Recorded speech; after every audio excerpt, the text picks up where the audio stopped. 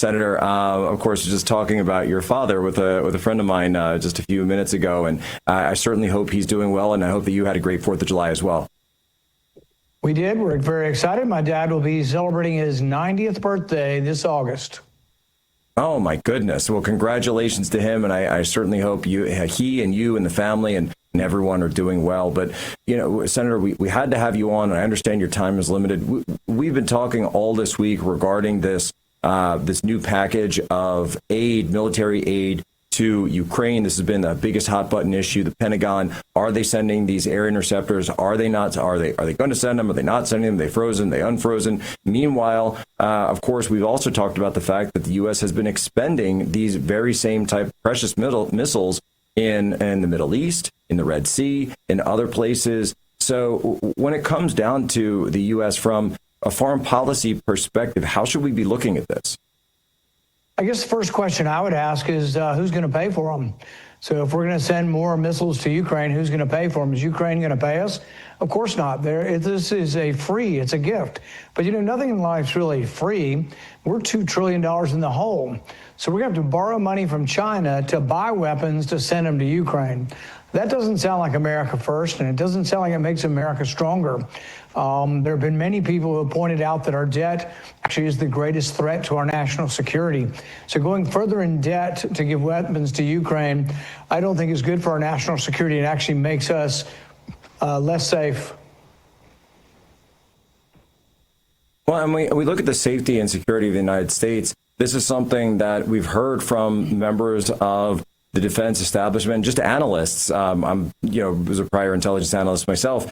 That when you look at the stockpiles of some of these air interceptors that we're sending to places like Israel, to places like our bases in the Middle East that we've had to defend because of Iranian counterstrikes, to places like the Red Sea with these also other types of air interceptor missiles, that our stockpiles are low. And of course, this is going to come at a cost to not only the American taxpayer, but of course to our commitments around the world because of just how extended the U.S. military is in terms of war, but also our protection, our U.S. Navy coverage in the Pacific. You know, one of the intriguing things is years ago, my father began saying we shouldn't be the policeman of the world. And now you'll hear people actually repeat that, and they'll begin, we shouldn't be a policeman of the world except for the fact that we have to send these weapons to Ukraine, except for the fact that we have to send free weapons to Israel and that they don't have to pay either for any of the weapons. So essentially, we're the sugar daddy of the world. Donald Trump got this. He got this with the people freeloading in NATO and insisted that people pay more. But the bottom line is people are still taking advantage of us, and we're going further and further into debt. Our economy is further and further threatened by this, and it's a mistake. I fear the consequences of running a $2 trillion deficit each year. Our interest payments over $1 trillion. And there are consequences. One of the consequences is, you know, the inflation, the prices rising in the grocery store. As the Fed buys our debt, you know, the value of our currency diminishes over time. And that's certainly a huge issue for a lot of people, and a very serious issue. It's one that we've heard from the Secretary of Treasury and others. But it really does seem that even when it came to DOGE, you know, DOGE really didn't take a huge look at the Department of Defense or military spending, did they? No, and I think they're still looking, and I think there are savings to be found there, but there are people, once it's found, don't want it to be found and don't want to do anything with it. Not from DOGE, but from the more traditional aspects of the neocon or the war hawk wing of the party. And so it is a problem. I mean, we saw this with the construction of the big, beautiful bill, was that there was $500 billion in new spending in it. It made it very hard to be deficit neutral. That's why it gains debt, actually, is because there was so much new spending in it. But a lot of the new spending was basically military spending. Military already goes up every year on a normal curve, and then they were adding in the big, beautiful bill about $150 billion in new military spending. And some of us think this was actually sort of the secret purpose of the bill, was to use this as a way to get more military spending. Much of that goes to foreign countries. And now, Senator, so break that down for us. So the big, beautiful bill, that went out. Obviously, there's a lot of attention on growth, on deportations. There's military spending there, but that's separate from the NDAA that's coming up now. Is that correct?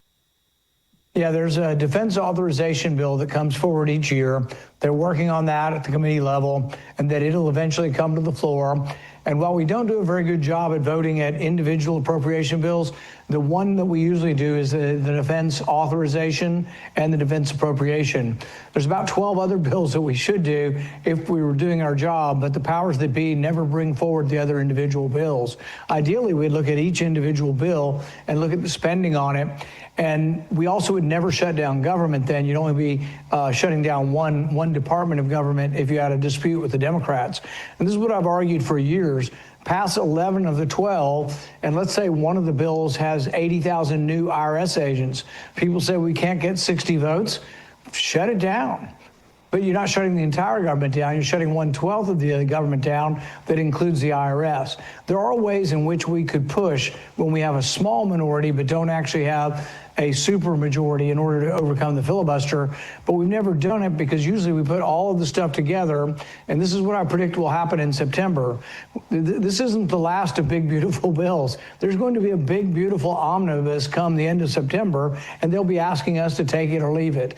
And at that point in time, there still are these questions. Are there enough conservatives remaining to try to make it a conservative spending bill instead of something that just cleans house and adds to the debt? Well, Senator, for folks out there who were, and by the way, you know, I do think that there were people in good faith who have questions about the spending and have serious concerns about the spending because the debt to GDP ratio is a serious problem. It sent Japan into a spiral for over a decade, and they're just now starting to climb out of it. They're still at something like 250% debt to GDP ratio, which is double what we are. But that's even, 15 years since their lost decade was ended. So for folks out there who are serious about this, that do want to get cuts going, what should they do? How should they be talking to, and where should they be putting pressure? I think the best way to cut spending is through something like the penny plan. I've been promoting this for years. And what it does is it takes a small percentage across the board of everything. So instead of goring the left's ox on one thing or the right on another thing, you just take a little bit all the way across. And I've tried to discuss this with constituents to see how they would take it. So one of the emotional constituencies are people who want Alzheimer's research. They wear purple lapel pins. They come up to Washington every year, and they usually have a family member with Alzheimer's. I've got family members with Alzheimer's. A lot of people do. And they say, we want research money. It's very emotional. And I look at them and I say, well, you got $100 million last year, but you know we're short of money. What if we gave you $94 million this year instead of $100 million, a 6% cut? And they, well, okay. Most people realize that if you're short of money, you have to spend less money, even when it's for something they want. And so I really think that you could approach everything in government, every program, whether it's an entitlement or not, cut 6%. And then what you would find is there's ways to do it by holding the least among us harmless.